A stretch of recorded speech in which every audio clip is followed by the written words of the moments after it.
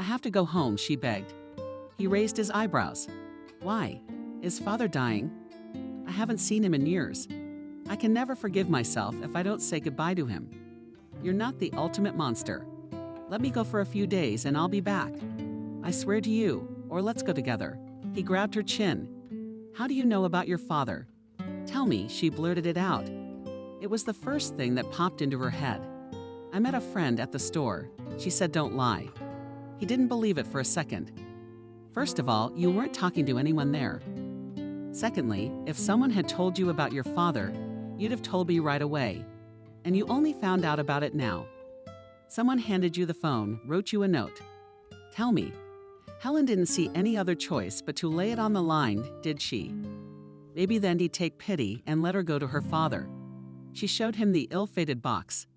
I see, he squinted. You're not going anywhere. Father can die just fine without you. Leo, for God's sake. Helen knelt in front of her husband. You realize you'll do a terrible thing if you don't let me go. Fate can forgive a lot of things, but it punishes for such things. The boomerang will come and it'll be interesting to watch. His tone hasn't even changed. It was just as cold and mocking. And for being so eager to deceive me. Next month, there will be no pictures of you with Helen had a terrible tantrum in her memory. She sobbed for hours locked in her room. And when she did want to come out, she realized that Leo's intention was not to let her out anytime soon. She spent about a week alone. It was good that the bedroom was connected to the bathroom. At least Helen was not thirsty. Her husband didn't bring her any food. It was a real prison. There were bars on the windows to keep out burglars. The view was of a high fence with a forest beyond. Helen didn't know when she would be released, but when Leo got the call to report that her father had died, her husband purposely came to the door so she could hear his voice. Leo expressed his condolences and said that unfortunately he and Helen could not make it to the funeral. Very busy with work. Well, as soon as they have a moment to spare, they'll come and look at it. It seemed like a week. Helen felt that her mind was tormented, and she could not tell exactly how many days had passed when Leo opened the door, could go downstairs and eat something. After that, Helen finally broke down. She became apolitical and indifferent to everything. She didn't care whether she stayed at home or followed her husband, and wherever he led her, keeping her head down. She did her homework, but she did it thorough as an automaton. When the housework was finished, she would sit or lie motionless, looking at one point. You couldn't tell whether she was immersed in her thoughts or in prostration. When Leo spoke to her, she answered him, but she answered the question. It was impossible to get a word out of her now. The question remained, why would he want such a broken doll? But it was as if he was satisfied that he had brought her to such a state that she walked like a mannequin without feelings, thoughts, and desires, that he had complete power over her. Something human appeared in Helen's gaze only when her husband placed another photograph of his daughter in front of her. She would stare at her for a long time, and the expression in her eyes would become sad, as if she were mentally talking to Emily. Then she put the pictures in the album and put it in someone's drawer. She knew that if she kept pulling out and looking at the pictures, Leo would throw the album away. Just like he destroyed everything she cared about, so she would pick up the album once a month just to put another picture in it. And so the years went by. One day, in a conversation between the couple, the number 18 came up. When Emily turns 18, I'll tell you. And then she'll decide for herself if she wants to see you. And if she does, I won't object. Helen decided to think of this day as the tipping point of her imprisonment, after which she would either have her freedom and her daughter, or she would be gone. Now she knew that it was possible not to make any effort for this not to take any sin on her soul. She would leave simply out of longing and despair. In the last month before that date, she knitted a beautiful blue shawl. It had once been her favorite color, and she hoped her daughter would like it. On the cherished day, she gave Leo the shawl package, asking him to give it to Emily for me. He grinned, but took the package. That day, he didn't come home for a long time. Helen had no doubt that he had gone to Faith. After all, she is his daughter after all, and celebrating her coming of age. When she heard the house gate open in the evening, she ran downstairs. Well, she asked. He could have taunted her by demanding, for example, that she serve him dinner first. But Leo would not do that. He handed her the package. "Emily doesn't want to know you." "Why not?" Helen whispered with just her lips. "Did you tell her what you did to me? And I told her you left her. And now you're sorry and you want to make amends. I never said a word to her about you before." Helen herself did not expect what would happen. Then she threw herself at her husband, forgetting everything. She beat him with her fists ineptly and desperately, and screamed like a man who had been hurt intolerably and painfully. Leo was so unaware of this that after only a few seconds he came to his senses, and twisted his wife, and dragged her down to the basement. Helen was lying on the floor. It was very difficult for her to move. She didn't even want to raise her head, not even to turn it. The only thing the woman wanted was for everything to end here and now. She knew that Leo had locked the door from the outside. Or rather, there was an English lock. Her husband pushed her inside and slammed the door shut. Sooner or later he would open it or he wouldn't. It was all the same. When Helen tried to pull herself up, her head fell helplessly to the floor and her broken nose bled again. But Leo had never beaten her to the point of mutilating her. One has to think now, too. Nothing was fixable. It hadn't happened. Just a cruel lesson. After a while, she'd be able to walk again like she used to. But things happened differently than Helen had envisioned. When the door swung open and Leo saw his wife, he even apparently thought he had overdone it. He walked over to her and bent over. Later, Helen felt as if it was not she who had acted, but some force. Instead, she tore at her husband's leg, in a sudden, sharp movement. And when he lost his balance for a few moments, she jumped up and dashed for the door. Only when the lock clicked behind her back, her tormentor still inside, did she catch her breath. Helen heard her husband banging on the door and shouting something. But she also knew that the door was tight and secure. Not something even a man could just kick down. Nevertheless, she couldn't allow herself to gather herself quietly. Acting quickly, she frantically changed into jeans and a thin sweater. She threw on a jacket, shoved a few changes of underwear and the essentials into her bag. She knew where the money and her husband's card were. She didn't need to cover her tracks. On the contrary, she wanted Leo to be punished. The money, the files. Everything seemed to be in place. An ordered cab pulled up. Helen gave her friend's address. If she wasn't at home, she should go to the hospital. We weren't home. She aghast when she saw Helen with her bat on the doorstep. The friends hugged and cried, and could not unclasp the embrace. Then Sophia oiled the abrasions. Helen applied ice to the biggest bruise. She made a sandwich and a cup of strong coffee. She wanted to pour brandy, but Helen stopped her. "No, don't. First, you have to go to the hospital to get the bruises removed, and then to the police.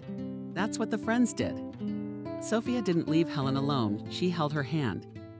Helen felt like Leo was about to appear behind her, calling out to her.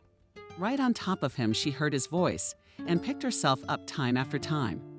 Again, there was no way for him to get out of the secret room by himself. Helen had finished telling her story to Alex, and now sat looking at the sea. "What happened next?" he asked, silently. Next, the police came to Leo's house. He was released from his confinement and immediately detained. There was a trial. He got less time than I expected, only 2 years. That is, he was given more, but released after 2 years. When I found out about it, I immediately left town to come here. I'll have to go back soon. How have you been living all this time? Turns out my father left me a nice inheritance. And I also found out that Leo had deposited a large sum of money into my account. Some money was no problem. That's good, because I couldn't work for a while. I was in treatment. I was very close to losing my mind. Maybe that's why they gave Leo a little bit of a pass. They thought I was crazy and that I was talking about him a lot. The beatings really couldn't be hidden. And your daughter? My ex-husband never said where she was. Not with the police, not in court. Helen shook her head, so I don't know anything. Wasn't he charged with kidnapping? He made it look like there was no baby, Helen said. There wasn't. And it's all in my sick imagination. It's a miracle that thanks to the testimony of Sophia and other people I know it was possible to prove that he deprived me of my freedom. Why was he released so early? Alex was trying to figure it out. It doesn't make sense. I bought an apartment, said Helen. I had to have somewhere to live. But now I don't know how I'm going to get back. He'll be walking the streets of the same city. He won't leave me alone. I think he's got some kind of obsession with me. Don't you want to move? Asked Alex to another city. Start from scratch again. A naked man on bare ground. I don't have the strength for that. My father died with my stepmother and my siblings. I don't keep in touch. I only have a few girlfriends and now I will be forced to leave them. But when I found out he was released, I became panicky, afraid to come home, to go into an empty apartment. I feel like they're waiting for me there, waiting for the door to open, for him to come out. When do you have to go back? Asked Alex. In 3 days, answered Helen. Alex's decision to move in with Helen was met by the young man's parents in a flurry. I didn't think I would live to see this, said the mother, making me remember scenes from novels. You realize that after this, no one will respect you. Getting involved with a woman 20 years older than you. Mom, how many times have I told you I'm not having an affair with Helen? Alex wasn't so hot-headed anymore. He said those words in a tired tone. She just needs help right now. Who are you trying to fool? She's a rich woman. She can hire any help she wants, not ask a student who has no extra time. We have to learn. Even if we believed you, no one will. You be labeled as someone who can be bought. And no decent girl. Maybe it's my problem finding girls. Alex was starting to get hot. You've already found one, my mother parried. That lady should retire soon. I understand her desire to find a young boy. Alex was packing his things, trying to control himself. Stop it. Father turned to his mother. You are going to agree that Alex will not come to us. Do you understand him? Yes, man to man, mother couldn't calm down. This Helen is my age. Let me get another student instead of you. What would you say then? The father switched to his son. If you don't want to live with us, maybe just rent an apartment. We'll help you pay for it. A lot of guys your age are living with girls. Why do you have such a strange choice? Are you going to drop out? Alex was already standing in the doorway. I'll drop out if everyone needs me while I'm in. He found it easier to breathe outside. Helen lived in a new house in the heart of the city. It overlooked a square. You could admire the fountains. Sitting on the loggia with a cup of coffee. Alex, the university was a short walk from here. Walking distance. He could be grateful to Helen for a separate room with its own balcony and all the furnishings of his dwelling. Not at all comparable to his parents' modest apartment. But he could see that she needed him more than she was letting on about it. Helen stayed out of his life completely, but she cared. Alex took a sabbatical and got a job. In the morning, when he was about to leave, she would make him coffee and make him something to eat, even though he asked her not to worry and not to get up so early.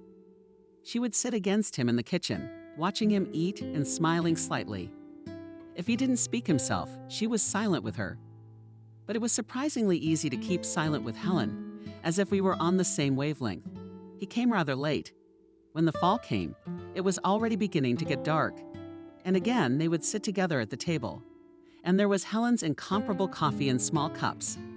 And Alex more words from the left in the evening, often humorously told about how his day went. There was nothing to tell about Helen, except about books read and movies watched. But Alex noticed that she became calmer around him. Her face rounded a little. She lost her painful thinness. Her hair began to grow. Helen went to the hairdresser, made a hairstyle that suited her more than before. She even found a hobby. She started growing flowers. By the time she became a winter girl, the apartment was like a winter garden. I guess it was the earth that had drawn her to the land as she got older. Helen shrugged his shoulders. Returning, Alex often saw such a picture.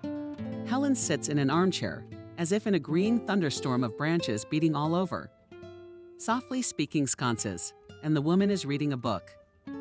Alex involuntarily noted that the woman remained beautiful, despite all that she had been through. If I ever get married, I would like such a mother-in-law, he thought, feeling that Helen gradually becomes for him a native person. But sometimes, when he woke up in the middle of the night, he saw a light in the kitchen. And that means that Helen again had a terrible dream, in which the door quietly opens and her ex-husband enters. And now until morning, she will sit, drink coffee, and listen. Would there be footsteps on the stairs? She realized that these were far-fetched fears, but she couldn't help it. From Leo's house, Helen had taken nothing with her except her personal belongings, a photo album, and a blue shawl she had knitted for her daughter. The shawl now hung in her room. Alex did not hide from her that he was trying to find her husband and daughter. But he didn't tell her the details. And when the young man disappeared for days at a time, Helen knew it had something to do with the search, but she never questioned it. It was too painful and intolerable for her to hope and then be disappointed. And so the year passed. Helen wanted to talk to Alex about his plans for the summer. She herself wanted to go somewhere to the north, maybe to Karelia. She couldn't stand the heat, and she thought if the young man wanted to, he could accompany her. If he has a girlfriend, let him take her with him. She's paying for the young people's room. Alex's presence gave her a semblance of family, but she didn't have time to talk about it. The day came when Alex knocked on her room. "I need to talk to you." Helen looked up with frightened eyes. "Did you find out something bad?" "Leo found me. We have to leave. Will you let me sit down?" Settled across from Helen in the chair, Alex began to speak. "I found out why your ex-husband was released. Of course, not only in connection with it, but this circumstance also played a big role. Leo went blind." As Helen asked in a whisper. "There, when he was serving time, there was a fight in the zone. He got beat up pretty bad. Concussion and blindness. He was in the hospital for a long time, and he'll never see again. The doctors are sure he won't. But I wondered what he was. Why did he treat you like that? Because by the time you were married, he was already a wealthy, well-to-do man. And Emily, did you find out anything about Emily?" Helen interrupted. "Wait a minute. I was sure this behavior was more typical of someone from a marginalized background. But when I delved into all of this, he really had a rough childhood. After his father left, the family lived in blatant poverty. An old house, and there wasn't even heating with a stove and wood. The mother, whom Leo loved very much, began to drink first and then reached for other men. She would leave the house and spend the night somewhere. And the boy was left alone in the fuel rooms, sleeping in his jacket when she returned drunk, and often with some lonely woman bragging to her son about a new ring and a new dress. Leo asked Mom, "Why did you leave me for someone else?" "You have your whole life ahead of you," she said. "Mine is passing, and you can't give me anything right now, so don't judge me for taking from others." Maybe that's what gave him the incentive to get ahead at all costs and become a wealthy man. It was an attempt to prove something to his mother, but it failed. When Leo started earning well, his mother was already dead. A life of excess is no good. And when he met you, all his childhood complexes were realized. His mother didn't belong to him. She was always slipping away from him, swapping him for someone else. So he decided to make you all his, at any cost. At first, he thought you'd be his child. But then he realized you could leave with a baby in your arms. That's when he separated you and your daughter. He knew there was no better blackmail than a daughter. He may or may not give her back to you.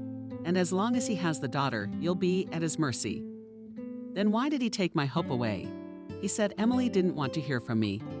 Alex shrugged. Maybe he was tired of playing this game for so many years. Maybe he just snapped. But he wasn't going to let you go for sure. In your face, he was definitely avenging his mother for his childhood, where he hid his faith. That's what tormented Helen. Most of all, she's alive. He gave her to strangers to be adopted. Do you know anything about that? I know. Alex was silent for a few moments, and the woman held her breath. You have no idea who raised her. Who did? Your stepmother. He brought her the little girl and assured her that you had given her up. He's too busy with work to raise a girl. Maria really did love your father. Her own sons were grown, and she realized she couldn't give the professor's own granddaughter to an orphanage. So she raised Emily. Leo visited the girl, took pictures. Helen held her hand to her throat. She really hates me and doesn't want to know. She's at Maria's now. Come with me. Alex suggested it. I have something to show you. And I also want you to know this. I met with Vera and talked to her. Helen had long ago given the young man the keys to her car, and now the car was waiting for them at the entrance. From excitement, the woman did not realize where they were going. The city ended, the villages went on.